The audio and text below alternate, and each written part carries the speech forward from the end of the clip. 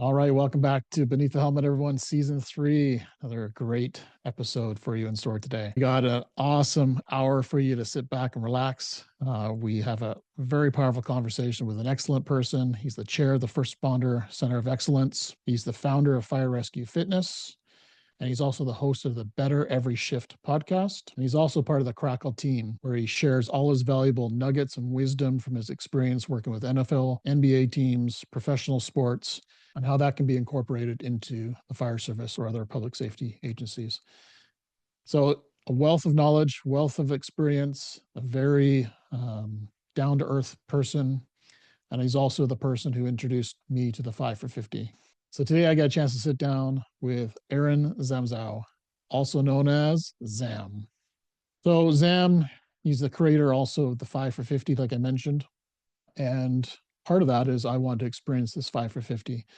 So starting on January 1st of this year, 2025, I started my own 5 for 50. And I want to publicly kind of share my 5 healthy habits that I've been working on. Today is January 24th, 2025. So 24 days into this. And so far, successful in all areas. So the very first one is less than 15 grams of added sugar in my diet. Very challenging. Not an easy one, but such an important one for my wellness. Second one I chose was to meditate for at least 10 minutes a day. And this has been a bit of a challenge for me. This is probably the hardest one. Just for me to get in that habit of meditating, sitting still with myself. There's a lot of misconceptions around meditation where you have to be totally zen and no thoughts coming in and out of your mind, but that's not true.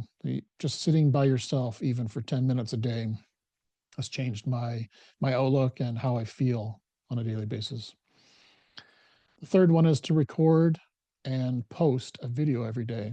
And the purpose behind this was for me to get more and more comfortable behind the camera, more and more comfortable sharing my stories, more and more comfortable putting my message out there. So that was my third one. My fourth one was no alcohol for 50 days. And for me, that's a fairly easy one. But as we know, alcohol is a very social drink. So it's hasn't been a challenge per se, but it's definitely been something that I want to, cut out of my diet, cut out of my life for the next 50 days and see how I feel. And the last one is something that's very near and dear to me is reading at least 20 minutes a day.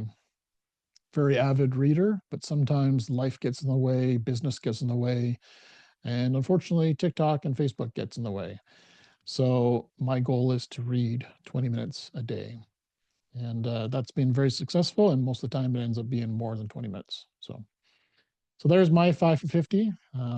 So I started January 1st. So in 50 days, I will kind of give you a little report back. So let's, without further ado, let's sit down with Zam and see what he has to share with the world. So until next time, stay well.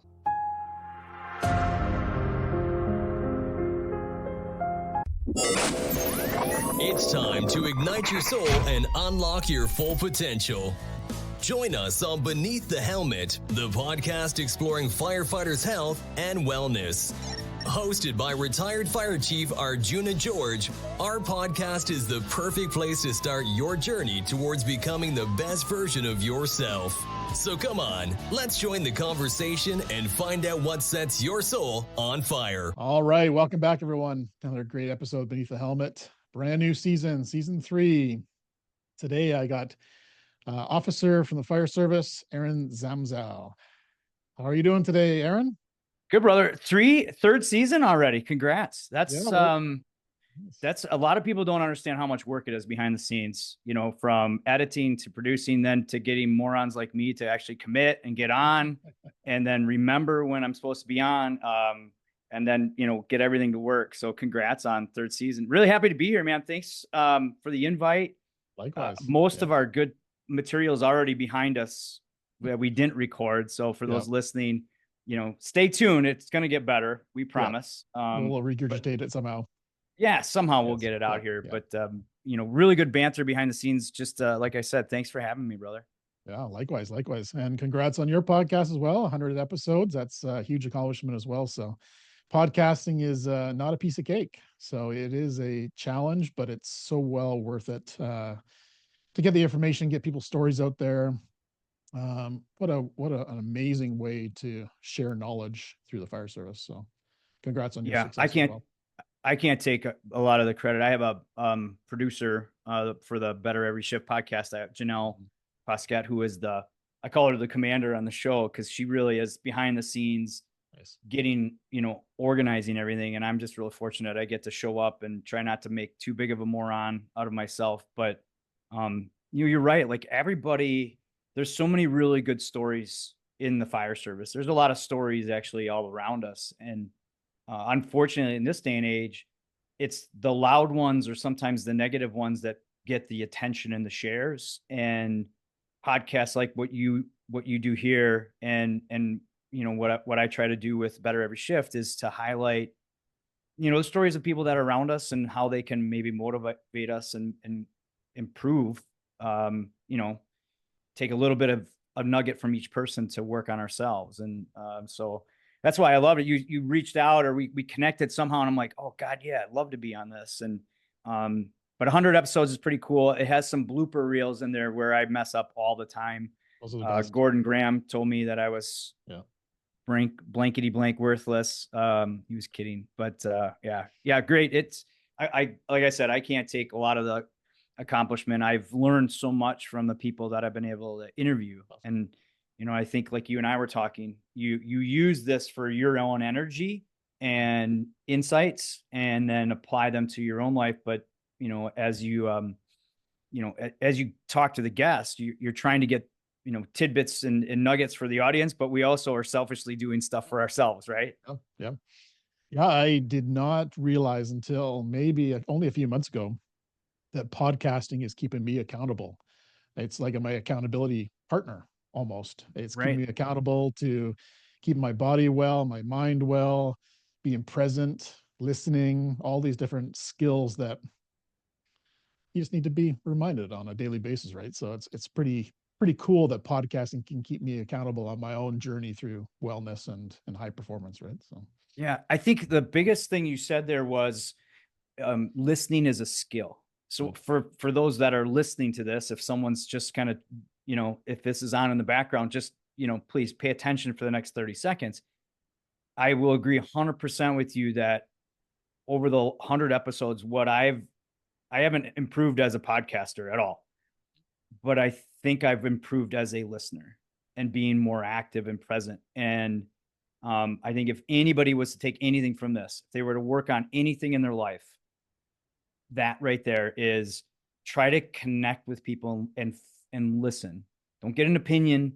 Listen to what someone's saying for, just a couple minutes every single day. And that will really transfer into, a lot more. And that's a great point, and I didn't realize that was what I was going to take from the program, but it's something that has transferred now as I'm an officer, trying to manage a crew and connect and do that as to the best of my knowledge. That's the first thing that I think I'm trying to really focus on. So yeah, I mean, wonderful point. Like if somebody just shuts this podcast down now and does that, we've made an impact. 100%. And it makes me think of my favorite TV character, Ted Lasso. Be curious, not judgmental, right? So yeah, yes, be curious. And it's crazy how, we were talking off screen or behind the scenes too, about how many stories there are. And, and I think you and I have this very optimistic, I call it annoyingly optimistic mindset. Cause sometimes people are like, not today, dude, I can't handle you. But when you really start to listen to people and ask a couple more questions, there are some unbelievable stories. There's some unbelievable, stories of endearment, of encouragement, of just hardships that people have overcome that you would never realize if you just pass them, or, you work with them and you may never know some of those things. But ask questions, right? Like be curious. That'd be number 2, listen attentively. And if that leads to some curiosity. Ask the questions, man. And that's really about being human. Because we also said it's very right now in Canada, you're in Canada, I'm in Wisconsin, and in the US right now, politically, we're very entertaining. And, and it's, some people are really on one side and some people are really on the other. And I'm like, well, I'm human. I prefer to be human. So we can talk about anything, and I'm just going to treat you as a human and listen. And hopefully you do the same. And I think the more that people do that, the better off everybody's going to be, especially, being in the fire service, because of all the different other stresses we have on top of just, day-to-day life. Right. Yep. 100%. Love it. All right, everyone. That was the episode. Hope you enjoyed it. Yeah. Mic drop. Boom. Yeah, exactly. It's perfect. Yeah. So Zam, tell us a little bit about you and your life and kind of what brought you to podcasting and being a leader in the fire service and everything else you're doing with your business and everything. So tell us a little bit about yourself. Boy, leader in the fire service. It's a cool ring to it. I don't know if I believe it so much, but well, your name has come out multiple times. I gotta connect with Zam. Gotta connect with Zam. So I appreciate it. I'm trying to stay relevant. I started, the short version was before I even got in the fire service, I used to work with pro athletes. I was a fitness trainer. 30 years ago, I was working in health clubs. One of the biggest health clubs in the Midwest. It was up in Minnesota, Minneapolis. And from there, I met some athletes and started training with NBA, NFL, NHL athletes. And then I had CEOs, and that was my main business for years. And one day I was driving home, and there was a sign out that said, contribute to your community, join the fire department, volunteer, on-call paid. Actually, it was in Golden Valley, Minnesota. I walked in. The first person I met was Captain Tim Gertz, who is also a Wisconsin guy. He lived in Minnesota though, but we bonded on the Packers and football. And then I from there I was sold just about trying to be in this, camaraderie environment and, team environment, which I was used to, with sports that I did growing up. So, but I learned really quickly that my very first academy, me being a trainer and supposed to be the fitness guy, I was getting my butt kicked when I went to do Fire 1 and Fire 2 or fire operations, meaning I wasn't able to keep up with a lot of the people that were laborers. They were, carpenters, they were drywallers, they were plumbers. They were people that were, climbing ladders every day. They were carrying heavy stuff. They were working with their hands. They were doing, a lot of things where, I wasn't doing. I was working in a health club setting. So I was leg press, tricep push down, bench press, and it didn't transfer. It helped me a little bit, but it didn't, really functionally relay and compute to all the different things we were doing. And one of the times I remember we did some drill where we were climbing up, we were on air, we had to climb through ladder, then we had to advance hose line up the ladder, and, and we get done with the drill, and a couple guys go in the back and smoke cigarettes. And I'm like, these guys just beat me all over the place. I'm the fitness guy. I got to figure this out. And so from there, I started dedicating my own fitness functionally. Like I kind of broke down, hey, here's what I have to do on the fire ground. If it was my pro athlete, if it's my NHL, my hockey guy, at that time, Wingate testing for the NHL was really big, but we started to work upper body on a lot of our NHL athletes, which wasn't, this is 25 years ago, right? Like that wasn't necessarily the case. So we were trying to look at things more functionally.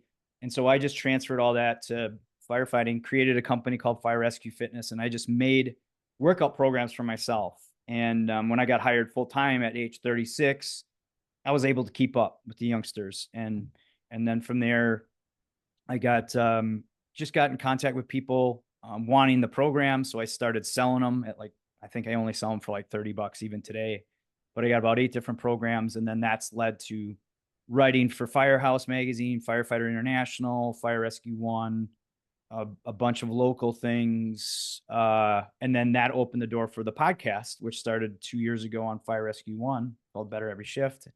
I also work for the First Responder Center for Excellence under Chief Frank Lieb.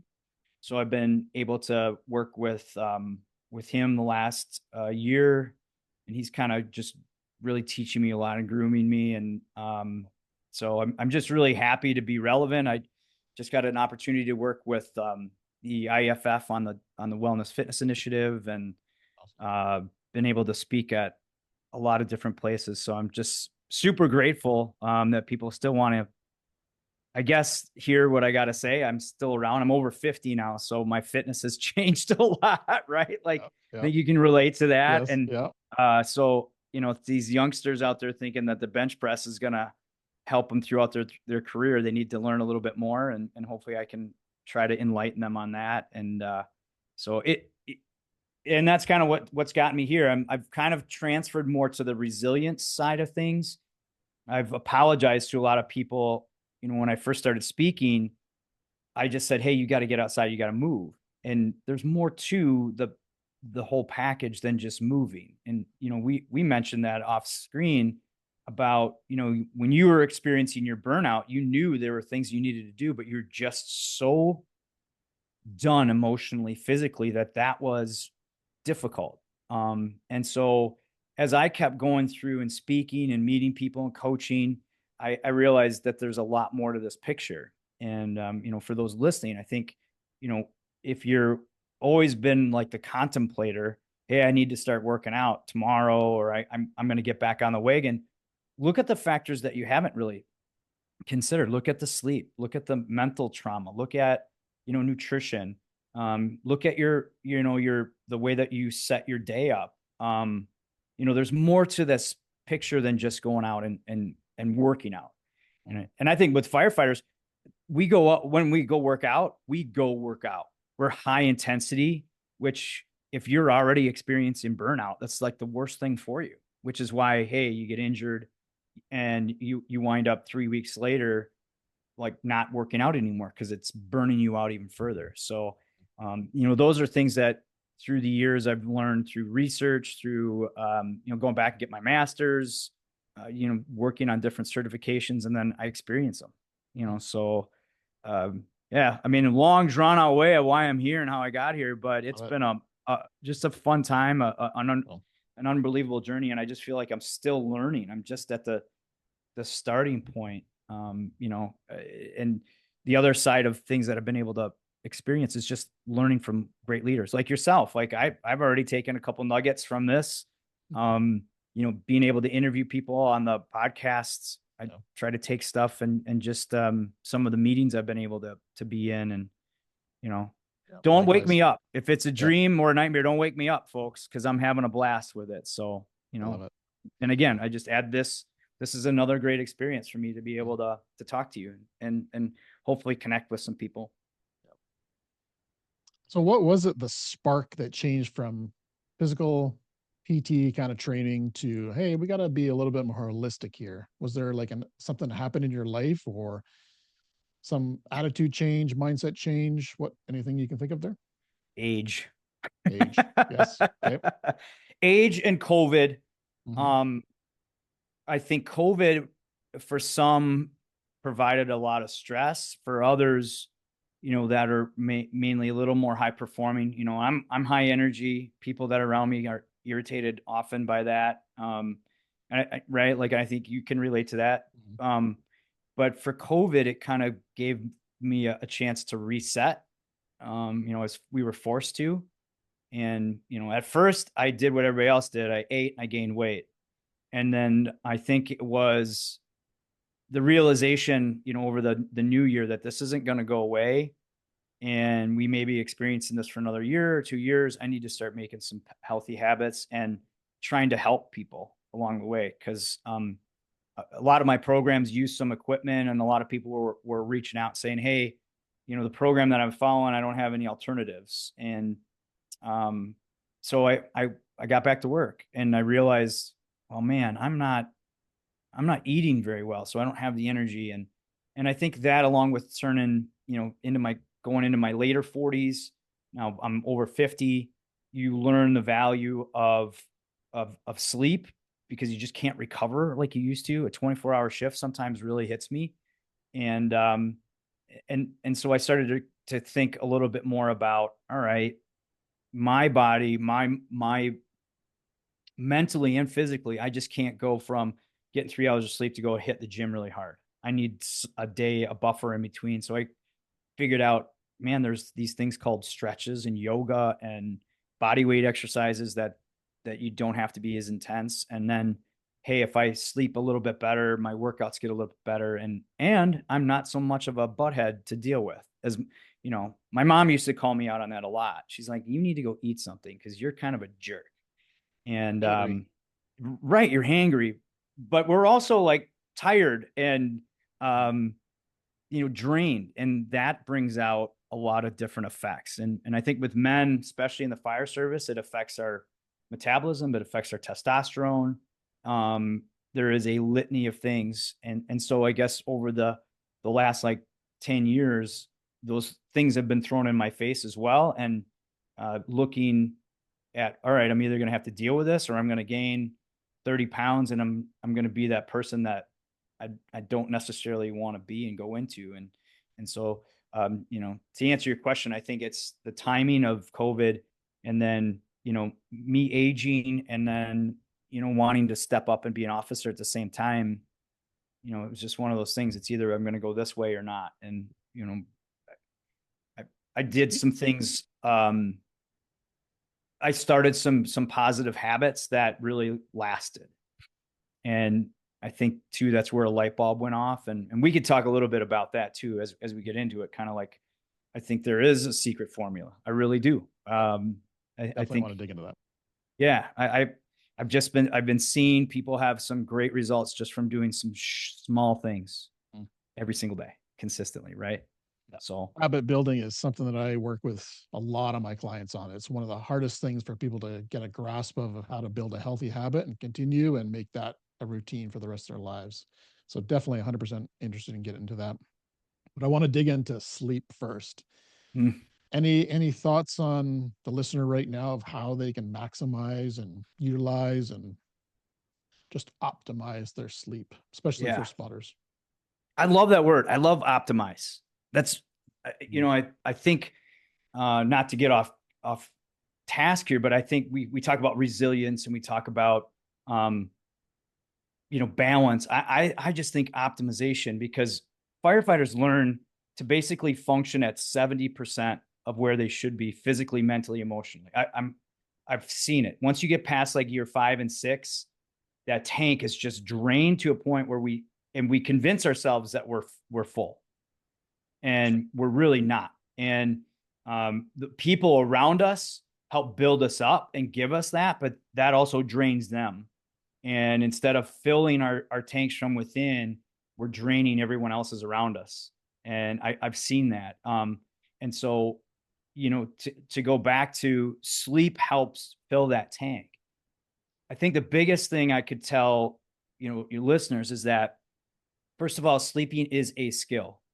You think that you're a master of it early on. Usually you are a little bit better when you're younger, but as you get older, you also have to realize that setting yourself up for sleep is really, really important. Everything from, taking caffeine, limit your caffeine after 4:00. You may not think it affects you, but it does, especially around 10 or 10 to 11 when you're trying to sleep. Powering down all the different lights and stimuli that are around us really affect us in it. And it, our body is in this flight or fight. And usually it's in, we're always in fight mode. And so trying to decrease the stimuli really helps as well. Those things alone, powering down 30 minutes before sleep and cutting caffeine are 2 ways that I think people can right away tonight improve their sleep quality. It's super important to also know, like, there is like a little bit of a sleep bank, and I'm still trying to figure some of that out. Some of the research, kind of contradicts itself. It's, I was just, I would say I was on tour with First Responder Center for Excellence. We did these 2-day workshops, and we had some of the best sleep experts that presented, and some of the stuff was just mind blowing. But they said, look, the research is so new on sleep. And it's got a lot of, there's a lot of it going on that things may change. Like 4 months from now, we may change some things about how we view it. But the basis behind it is sleep is a skill. You need to work on it. You need to set up your dojo, and bring your body and your mind to a state where, you're ready to sleep. So we talk about powering down 30 minutes before, limiting caffeine after 4 p.m. The other thing is trying to get to bed at the same time every single night and waking up at the same time. Right now, my focus is just like, I like to be up late. And so I need to power down at 10. And if I can be in bed, almost asleep by 10:30, that really helps. I don't care about waking up yet. Like that'll be another part of it. But, so those are all really important things. And if you don't think it affects you, read a little bit of research. It's scary. There's a research out there that says somebody who's sleep deprived versus somebody who's had like 5 or 6 drinks, alcoholic drinks, and the reaction time is very similar. Sleep effects. Naps. What's that? The micro naps. Yeah, and micro naps can help. Wow. Yeah. Yep. I like coffee naps. Have you read about those at all? Yeah. Have a cup of coffee and then have a 20-minute nap. Yeah. Yeah. So you have coffee, have a cup of your coffee. And I think this is really great for firefighters is, so if you have a coffee at say 1 o'clock, you go lay down right after that for about 20 minutes, 20 to 25 minutes. By the 25-minute mark, caffeine actually starts to hit your body. So it'll wake you up. But within that 20 minutes, there's a lot of things going on neurologically with receptors opening and closing and allowing caffeine to do its work. But it actually can put you in a state where you're more, where you can actually get more efficient sleep and rest in that 20 little minutes. So coffee naps really, really help. Yeah. To improve, the sleep deprivation. But I think, the biggest point on sleep is we used to think I don't need to sleep. I'll sleep when I die. It's not really affecting me. First things first, it's affecting you mentally because the glymphatic system clears at hours 6 through 8 usually on sleep. And that's where you get a lot of your mental trauma cleaned out through that glymphatic system.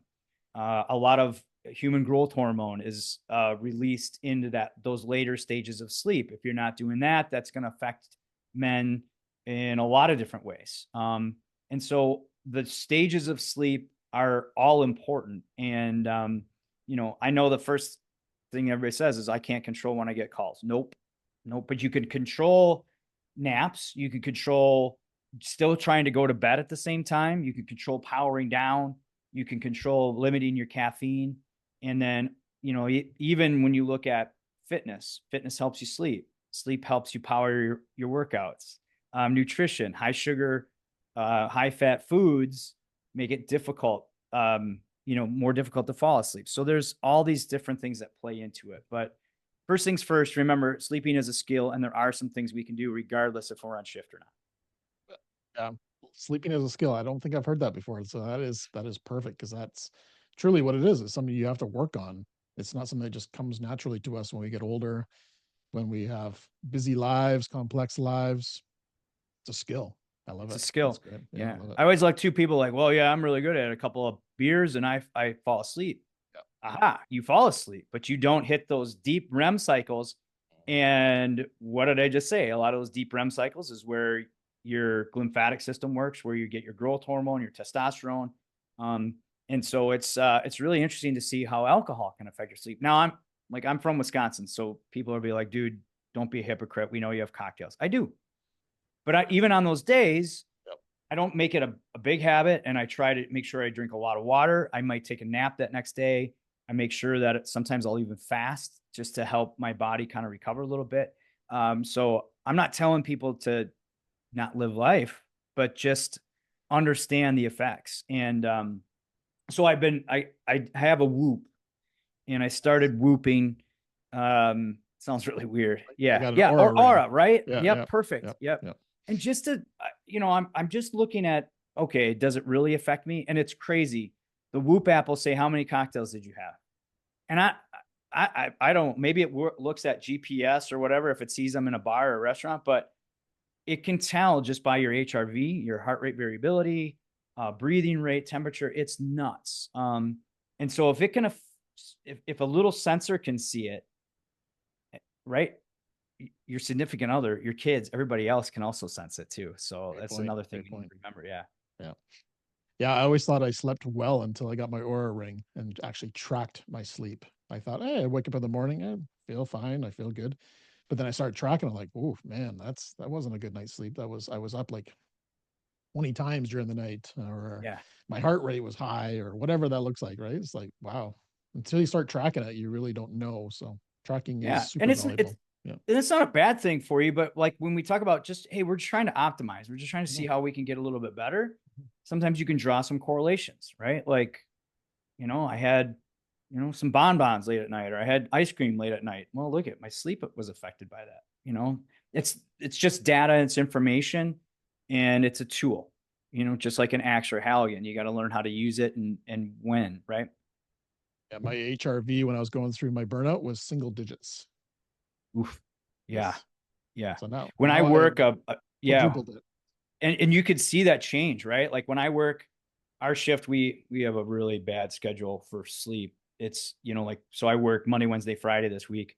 By Saturday, my HRV will be down. And so my goal is to see if there's things I can do to keep that up and regular. And obviously it depends on call volumes and some, but it's just one of the kind of things I'm doing to research myself. So far, I haven't found anything, but I'm not giving up. Yep, love it. Love it. So before we dive into some habit building around the Resilient 50, because I definitely want to hit on that, because I've heard it numerous times from other people what a good concept it is. Ooh. I want to dig into the NBA, NHL, NFL, how that relates to the fire service. Do you see any correlations on your work you did there in the fire service, and what do you bring to the fire service from your skills in that background, besides just the fitness elements? I'm thinking the teams, I'm thinking the culture, that kind of stuff. It's crazy. It's great timing on this too. So a friend of mine still, who was a player, he played 10 years in the NFL, and I got to I wouldn't say I coached or trained him. I got to work out with him a couple of times, and just, I would always see like what his training was, and, see if I could add some stuff to it. And, and there were some other NFL and NHL people along the way, but now he's coaching, and he's been coaching. Oh man, he's almost like 8 to 10 years. And I just saw him last week after a game. I was able to watch him and play in Baltimore. And I had a group of chiefs that were with me, and we just started talking a little bit about, the culture of the coach there. And it's very similar, right? Like you are trying to motivate your players to achieve an objection. It's a little more measurable, I think, on the field, but a lot of it, there's a lot of congruencies there, like understanding what motivates your players, understanding what they're going through, understanding what they know, what they don't know, and how you can contribute to improving that weakest link that they have, right? And I think first and foremost, it just comes down to how do you connect with your crew. Same thing as how these coaches and how my buddy says he just tries to connect with his players. And that I think is the same regardless. As far as like the performance side of it, believe it or not, some of those players, they're making millions and millions of dollars, but they burn out as well. And you have to find ways to give them rest and recovery. I think the biggest thing I see with like the fire service is, we're 15 years behind how I'm training my athletes. So like we were using a lot more technology. We were using heart rate training, 20 years ago with my athletes. Now it's starting to seep into the fire service. So I think their technology is a little bit better. But they also focus on sleep. They also focus on relationships. They actually get some counseling on finances. All that's very similar to us, that we need to really start to focus on providing for our members. I remember when one of my guys was playing and he signed with Buffalo, And I remember I went to the Buffalo, went to watch them in Buffalo, and I was touring their facility, and I was like, oh, it's not that, extravagant, right? Like, it's not like University of Texas. Have you ever seen like their weight room, or even University of Wisconsin, Milwaukee, or Madison? I'm sorry. Like, it is, you're like, holy cow, there's like running hills and all kinds of stuff in there. And then you go to this pro complex and it's like, meh, looks like some high schools. And it kind of just took me by surprise. And I said, well, what's the deal with that? They said, hey, we signed for the contract, and some of the other things, I don't sign for the workout, right? I don't sign for the massage chair here. They're like, we're signing for the contract. We're signing for the environment. And I know in Buffalo, he had young kids. And so they had like daycare set up, and they had family time set up. And, they understood as an organization that all plays into optimizing our members' performance. Right. And so for the fire service, I think that's one thing we're just learning on, connecting the dots.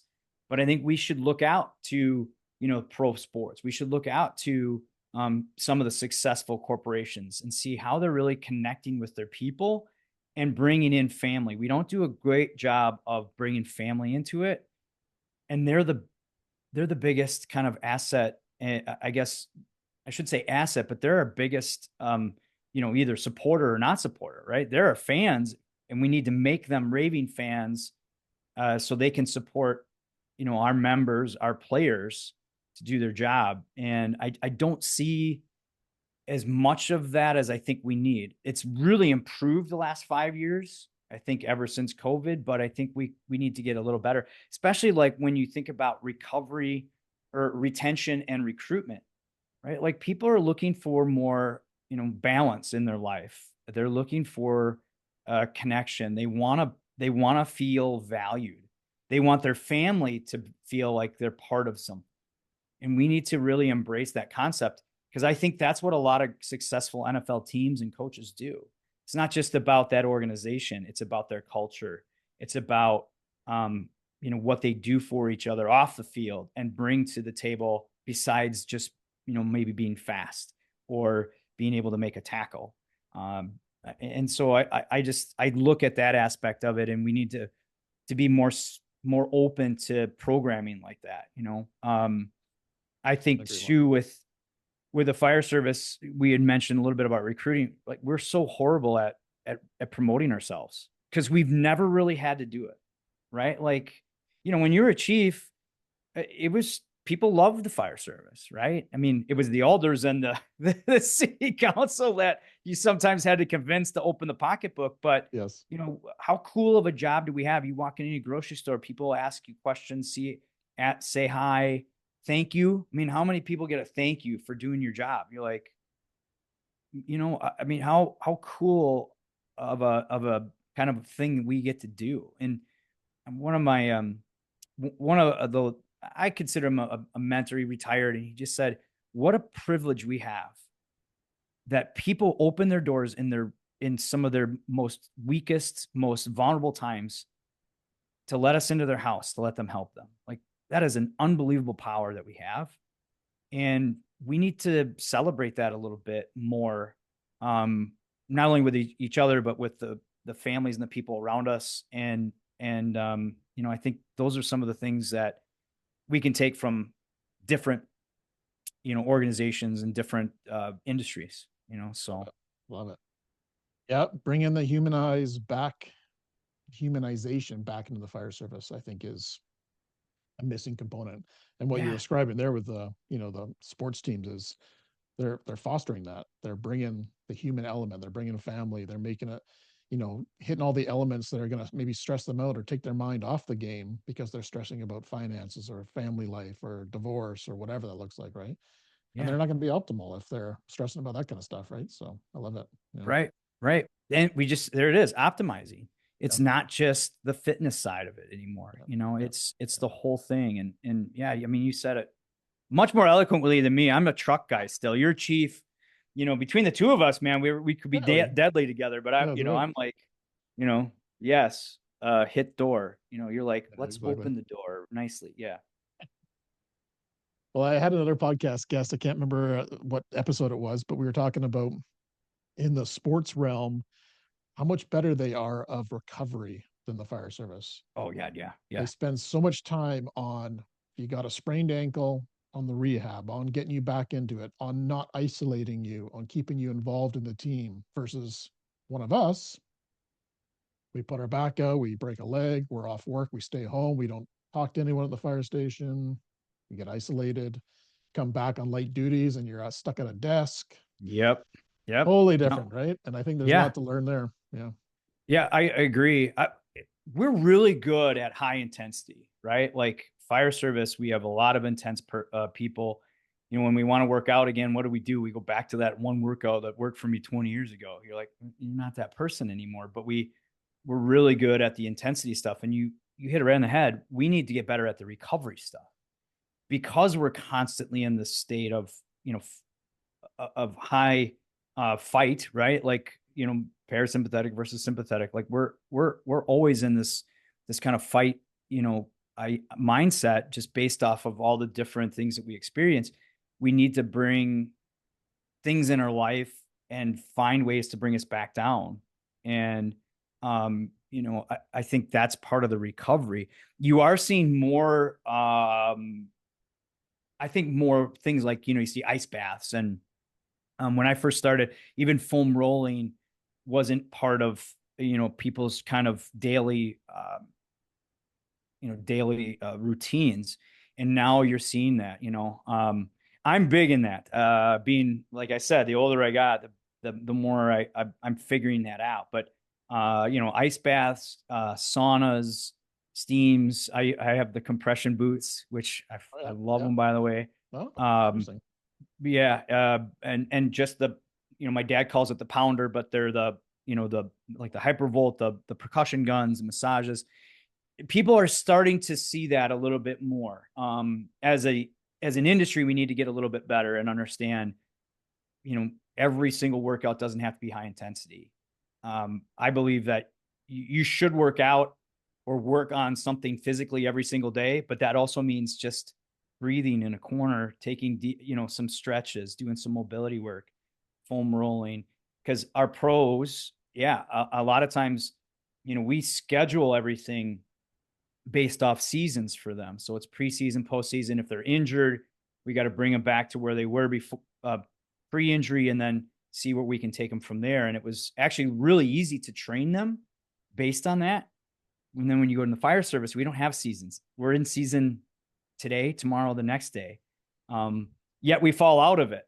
You know, really fit, not so fit. You know, we call it bulk phase here in, you know, around the Midwest. Are you in fit phase or bulking phase? Right. Cause, you know, we sometimes like to do that when it gets cold, Yep. but, Thanksgiving, Christmas. Yep. We have bulk, yes. bulk, bulk. Yep. Yep. Gotcha. Yep, got to bulk up, Yep. but that does some bad stuff to you physiologically. Not only for, you know, just you physically, but it also helps or can contribute to depression, can contribute to you know, difference with hormone optimization. So it's really interesting how all that kind of plays into it. But yeah, finding ways to recover, finding ways to rest, breathing. I've read more about breath and yoga and TRE, right? Like Nice. how Good. good is TRE for Oh, people? Yeah, I've done a lot of trauma release. And as a matter of fact, I got some good friends at FDNY who are pushing yes. programs Yeah. on TRE. And I I know those believe guys. that is a wonderful tool. Mhm. And if someone's going, what the hell is TRE? Like that's my trucker guy thing, you know. Yep. Google it. Yes.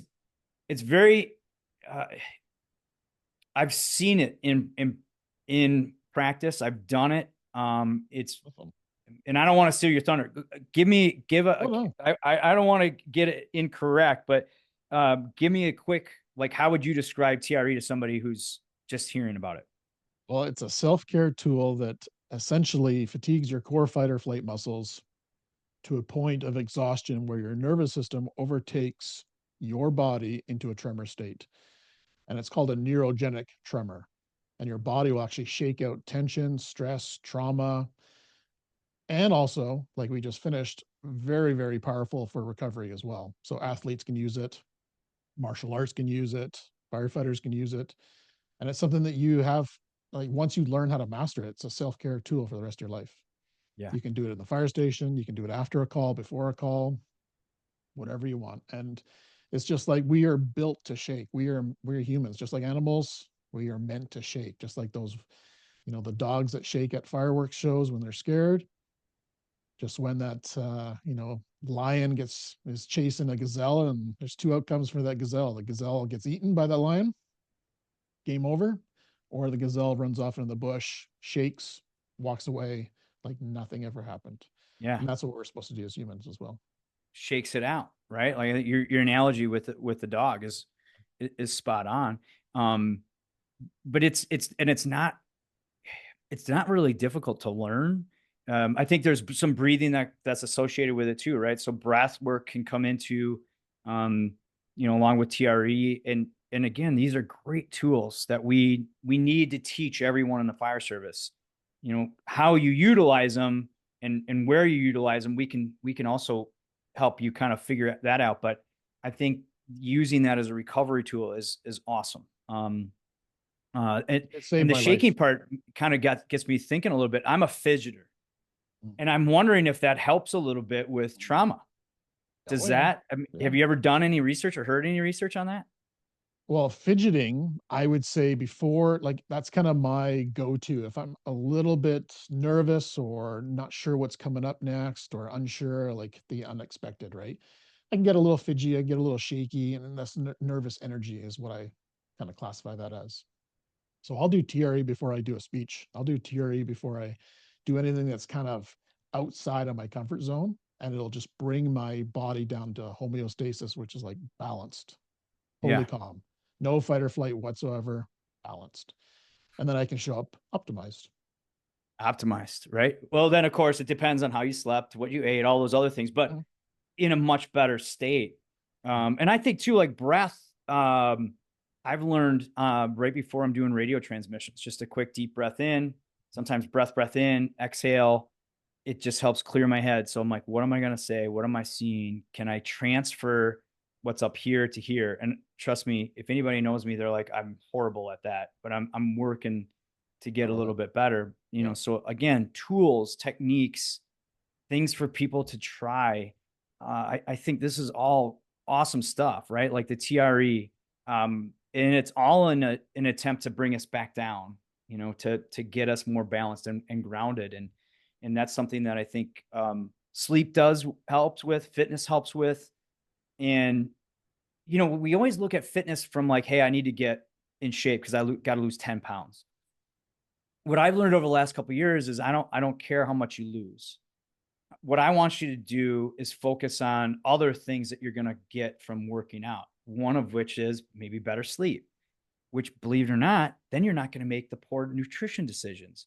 And then guess what? You start to lose weight, right? Like, so trying to get people to focus more on just, like the habits and what are some of the other benefits that you're not really seeing, right? You feel them, but you need to take notice of them in order to help motivate you to continue. And so I think, that's where these recovery tools really play into it, So yeah, great question, right? I think everybody loves the sexy, like I want to bench press or I want to squat. But it's okay. What if you don't have time to do that? What if you get injured? Which I think a lot of members of the fire service are physically injured. So maybe that's not the best thing for us. I think we're also mentally and emotionally injured from the trauma that we see, the leadership woes that we have in some organizations frustrate us. So this recovery piece is really, really huge. Yeah. And I would say, just to finish off with the TRE component, TRE, what I've noticed in most first responders that I've worked with is it's a tool for them to understand and connect to their body for once. There's been so disassociated from their body, feelings, what's going on in their body, if their knees are hurting, their back's hurting, just totally disassociated. But TRE brings them into their body. They start to understand, oh, yeah, I got pain there, or oh, I am a little nervous there. Oh, that's, Yes. So, I can't stop this shaking. I remember going, I'm trying to stop the shaking. Nah, man, you got to let it happen. Yeah. And you're like, wow, why am I why am I feeling a little emotional about this? Right. Like it's a very, you're right. Like we are control freaks a lot of times too. And you got to learn how to connect and just let things happen sometimes. Cause you let your body tell you some things. Stop trying to force things on your body. Yeah. Great. Love it. Love it. Love it that you tried TRE as well. That's awesome. Yeah. I try and I use it. I'm not very good at it, but it's on my, like there's things that I do, that I'm trying to do to build, my own resilience. And it's one of my tools. It's not my consistent go-to yet, but I'm working it in slowly. Beautiful. So a perfect little segue into building some habits, because I think all these things we talked about are all things that we probably want to include in our lives at some capacity. It's like we planned this. Yeah. I right. know. It's just like scripted or what, eh? Wow. Trust me, nothing is scripted with me, folks, because same here. I can't. Same here.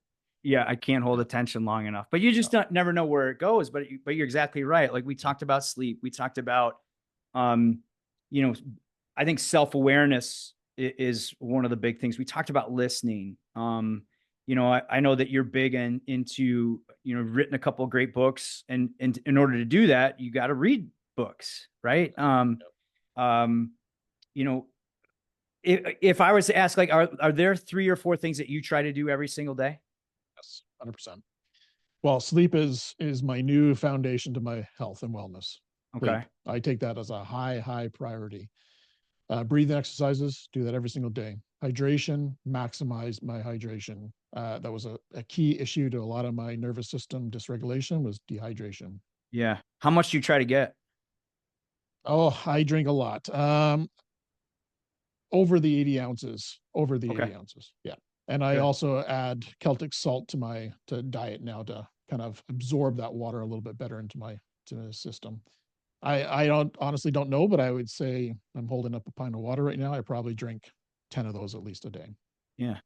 Awesome. Back on coffee, but that's not my habit I'm trying to build. But then I go for a hike every single day with my dog. Perfect. So it's not just a walk, it's a hike. So I get my body moving, but I also get that cardio in there. So hiking with a dog, water intake, sleep, breathing exercises. Breathing exercises is something that I found probably 3 years ago, and it's something that really has helped me kind of regulate who I am, how I show up in the world, for sure. I did an amazing 3-hour breathwork session at Reno at the FireWest show conference a couple of months ago. Wow, that opened my mind up to a whole new level of breathing, because we did it for 3 hours straight. It was incredible, by a Reno firefighter. Props to him. It was amazing. Do you think, all right, for someone saying that's 3 hours, like how long do you try to just do some deep breathing stuff? 10 minutes a day, or what's your, not even 10, right? 10 minutes. Yeah. Until I feel my body I can feel my shoulders go down. I can feel my whole body just go, oh yeah. And that's good. I'm good to go. So I don't time it. I just do my exercises on repeat until I feel that kind of, just settled into it. But you kind of go off into a corner and do it on your own, right? Or you put yourself in an environment where you can do it on your own, right? Oh yeah. No, it's not guided or anything like that. It's strictly on myself. 4, 7, 8, or the physiological sigh are my 2 favorites. Okay. Sure. Yeah. The 4, 7, 8. So in 4, 7, hold 8 out. Exactly. Yep. And the psychological, and then out. Yep. Yeah. Huberman is really good about describing that. So if anybody wants to know, just Google psychological sigh. But the reason I ask you is because, right, like you understand the value of those daily habits and how you feel with them or without them. And, through COVID and just outside of COVID, I had a lot of conversations and emails from people that were starting this thing called 75 Hard. I don't know if you've ever heard of that, right? It was this social media challenge. Well, I was reading about 75 Hard. I also had James Clear, book about habits, and I was reading about tiny. Yeah. And it just kind of dawned on me. I looked at, and on on FireRescueFitness.com website, there's a testimonials where I have people have their stories, FRF stories. And I don't even know, there's hundreds of them. And I always try to, the first question I ask somebody, they're like, hey, thank you for the workout. It was an unbelievable program. And I'm like, well, it's not anything that special. Like what really set it apart? And it was structure, and it was consistency.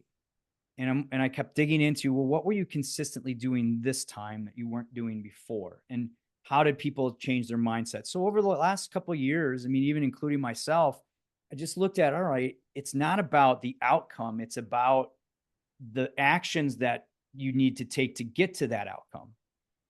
And I think in this day and age, there are so many things that get us distracted. There's social media. There's, there's our friend has a workout program. They have, there's a new diet trend, and there's all these different things. And I've tried them over the years too. But the thing I always resort back to is, all right, what are the things that I do every single day that get me to where I want to go? And so that helped me kind of create this program. It's called the Resilient 50. And originally it was 7 habits. You choose 7 habits that you do every single day. And then if you follow them for 50 days, I have a coin, a challenge coin. And if I was really good at podcasting, I'd have one on me right here. But I've been sending them to people that just pledged to do 5 things. Now it's not even 7. I moved it to 5 because 5 for 50 sounds a lot easier to do. And I just believe too, that even these 5 things, like you listed 5 or 6 that you do on a daily basis. And what I've really discovered is that people love the concept. It's not overwhelming. It is, it's something that, I found, someone said, hey, I just quit drinking for 50 days. And it was the one thing I needed to get me over the hump, because I was, I lost my dad, my relationship was in crap, and that's all I was doing was drinking. And, sadly enough, on day 49, they decided to go skiing because they felt full of energy and something they hadn't done in a long time. They broke their leg, so they didn't complete 50. And I'm like, no, I'm sending you this. But they still, to this day, aren't drinking. They just felt like they didn't need to do it. I've had other stories where someone's lost like 22 pounds in 50 days. Now, some of that's water weight, but she was saying it was just the one thing I needed to focus on every single day. I didn't focus on what I would do, what I would look like 50 days from now. I focused on how I was feeling and what I was doing to feel that way. And it's just something that I follow to this day. I did it last year. I turned 50. So it's really where the 50 days comes from. I'll be honest. Like, okay, go, yeah, go. Yeah. Well, and it's like, it's one day past 7 weeks. So if somebody, like, hey, I'll 7 weeks, and then you kind of just do a week of things that you just, hey, I like this workout or that workout, and then go back to more of a structure.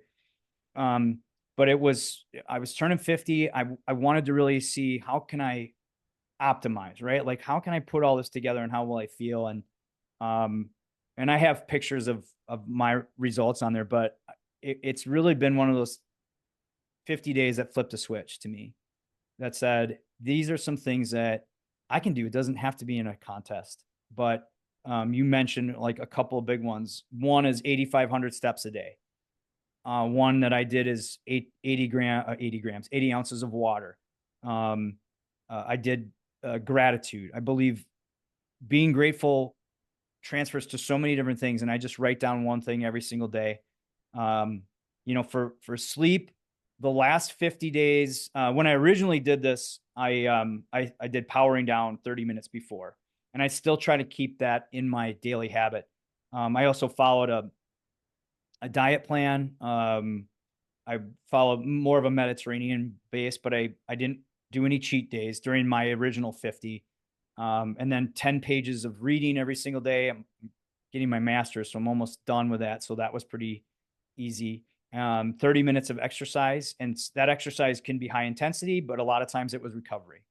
And so I just started to challenge people around me, challenge your listeners. If you do it, you can go to resilient50.com or r50challenge.com, or if you go to firerescuefitness.com, you'll see it's right on a banner there. But choose 5 things. It could be walking your dog every single day. It could be playing 10 minutes with your kids, something that brings you back down to balance, and that'll help you build resilience down the road. And, might be keeping below 40 grams of added sugar every single day. Some people have said they gave up their third cup of coffee. Any one of those things, but together, those 5 things can really make a huge difference. And then, I've having people, they're now on their third 50 days, because every single time they're like, well, now I'm ready to do this. Now I'm ready to do that. And to me, it's been really cool to hear the stories, and it fills my heart to hear that you've actually heard people say, hey, this concept really makes sense. So, try me, prove me wrong, prove me that I'm full of crap. It's no different than anything else. But I just believe, for people that are love challenges, and for members of the fire service, if we can start challenging each other to do these things, like, hey, we'll really challenge you to make positive changes, and it's been great to get some of the stories. I know there's some people out there probably like, well, you never sent me my coin. Stay with me. There's quite a few. I think I've given out, I have 300, and I think I'm over halfway. So 150, 160 people. Awesome. And cool. Over the year, which is really neat. And I think it's great. I think Jim Bernacca said you owe him one still. I gave it to him. I saw Jim I just saw him in Washington at a WFI, and Jim Bernacca is wonderful people. And now I'm like, okay, buddy, let's do another one. Nice. And then I said, challenge Nick, get Nick in on it. And and that's kind of really like, hey, just keep challenging people around you. That's awesome. I made a shirt for him too. And but I got him his coin, and I don't give out the coin. People got to complete the 50. I want this coin to be maybe sought after at some point, right? Like, so I'm waiting for you. What are you going to do? I'm going to do it. Even if you're already doing your 50, I'm okay with it. If you say, hey, I'm going to start, middle of November or December 1st, and I'm going to use these 50 days to get me through the holiday. I want to send you one, or bring me on and I'll send it to you and we can talk about it a little bit more. Love to. To me, that's the greatest gift I can maybe give back to the fire service. Chief Lieb has been a great mentor to me, and he's doing great things with the First Responder Center for Excellence. And I always tell him, like, Chief, I don't have much to give you back other than stand up straight a little bit and, stay to these habits. And he always laughs, whenever I talk to him. He's like, yeah, staying on, I'm working out, and I'm sitting up straight as I'm talking to you, so, so hopefully it resonates with your listeners, and it kind of brings everything back to full circle. If you need to work on sleep, make that one of your habits. If you need to work on connecting with your family, make that one of your habits. I got to add too, another part of this was Duolingo. Have you ever done Duolingo? Yeah. That freaking bird, right? Like, there is a dopamine rush when you check off things on your list. And I am I like to write stuff down. So when you print off 50 copies and you list your 5 things, man, there's a dopamine rush with being able to check that box and to say, I'm on day 29. It really helps to build, that kind of positive, physiological response. So everyone loves a challenge. Here's a challenge for the listeners here. Yep. So, I'll order more coins, man. I love to do it. So, well, I'm going to commit to, when I do the recording for the intro, which will be shortly, I'm going to kind of sit on this, but I'm going to share with the world my 5. Yes. And you got to say, like, okay, so my 50 days is due here. And that was the other part of this, is what to make it more of a challenge is you got to do them all 50 days. So if I missed one, start over, but it means more to you then too, right? It can't be so easy that everybody's able to do it.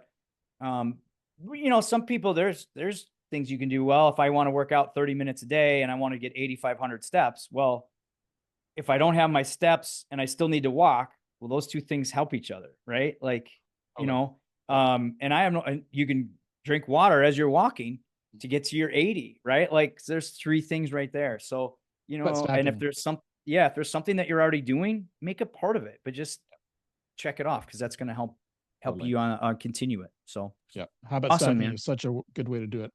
Habit stacking. Yeah. Perfect, Well, man. Thank you. Thank you so much for letting me on. I know. Oh, likewise, likewise. Final words. You want to make sure that you walk away with our listener hearing from you today. Man, I think in today's day and age, we get so bogged down with, social media. You get so bogged down to like what other people have. And I really think we lose like what our reality really is. And our reality, remember, is what's around you, your friends, your family. And, my dad just went through open heart surgery. Here in the US, we're having people that are at each other's throats because of different things, right? Different beliefs or who you voted for, who you didn't vote for. And, but I come home and my neighborhood's mixed, but it does not matter. Like, my neighbors are constantly checking in. How's your dad? What can I do? Like if I'm at the station, they will they'll blow the snow out of my driveway so I can get in, at night. And to me, it's just, don't forget to be human, and don't forget we all have things that, we all have our challenges, right? We all are going through our stuff. And I think our very first point, just focus on listening to people, especially those that you're close to, because they're the ones that I think a lot of times we just expect they got to be there. But they're the ones we should give the most attention to. And so listen, try to connect, and just try to do things that make you better every single day. And if you're having trouble with that, use a list, use a checklist, find, I like to say, like, your 10%, those people that will always be honest with you, whether you want to hear what they're going to have to say or not.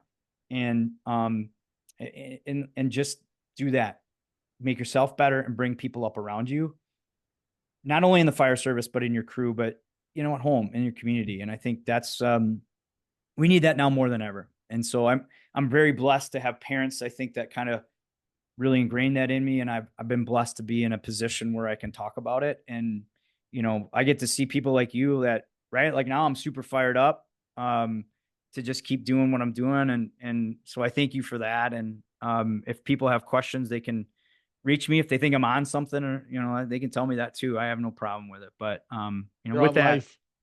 What's that? You're on life. I'm trying, man. Yeah, I think, we see so many people experience some bad stuff, and then for us not to think about it and say, life is short. You gotta live it right, man. So I hope that resonates with some people. And again, thank you so much for the opportunity, brother. Likewise. Appreciate you. How can people get a hold of you if they want to connect with you? What's the best way? FireRescueFitness.com. There's a contact me. It goes to me. My dog no longer answers the emails. She was horrible at it. Better Every Shift, which is the podcast that Fire Rescue One. There's a contact Zam there as well.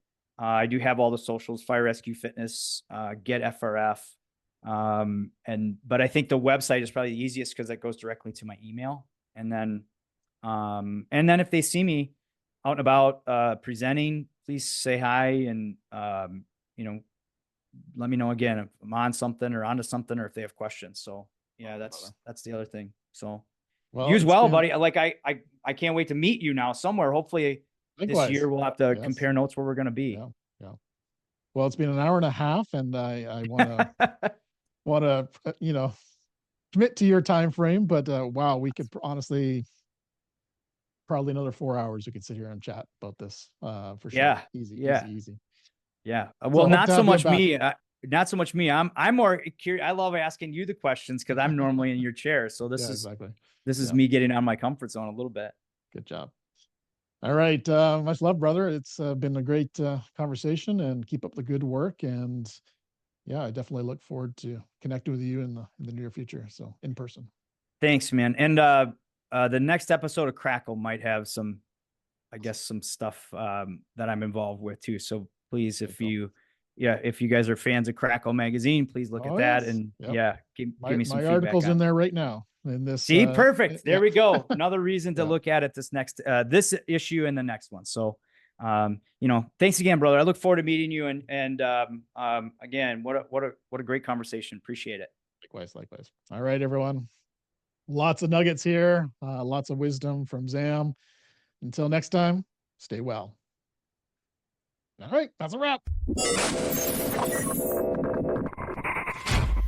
Thank you for tuning in to Beneath the Helmet. We hope that this podcast has provided you with valuable insights into the world of firefighters' health and wellness. Remember, caring for your physical, mental, and spiritual well-being is crucial to achieving optimal performance. Join us next time on Beneath the Helmet for more inspiring conversations. Until then, stay well.